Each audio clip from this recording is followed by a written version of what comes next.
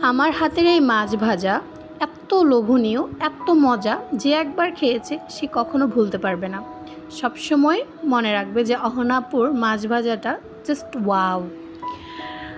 নিজের প্রশংসা নিজে করছি না, তোমরা নিজেরা একবার ট্রাই করে দেখতে পারো। আমার মতো করে মাছ ভাজলে তোমরা দেখবা তোমাদের মেহমান বারবার আসবে বাসার মধ্যে। আর মেহমান আসা তো হচ্ছে আল্লাহর রহমত, সেক্ষেত্রে তোমাদের ঘরে বারবার মেহমান আসবে শুধুমাত্র তোমাদের এই মাছ ভাজাটা খাওয়ার জন্য। তো চলো শুরু করা যাক। এই মাছ ভাজাটা আমি কিভাবে ভেজেছি তোমরা পুরো ভিডিওটা দেখবা। প্রথমে আমার চ্যানেল সাবস্ক্রাইব করবে এবং পাশে থাকা বেল বাটনে ক্লিক করবে। তো প্রথমে আমি একটা ছোট মাছ নিয়েছি, তারপর আমি ভালো করে এই মাছটাকে কাট করে নিচ্ছি ভালো মতো, যাতে ভিতরে মশলা ঢুকে। তো তারপরে হচ্ছে আমি এখানে আস্ত একটা টমেটো এবং আস্ত একটা পেঁয়াজ নিয়েছি। তারপরে হচ্ছে আমি এখানে কাঁচামরিচ নিয়েছি 2 থেকে 3টা। তো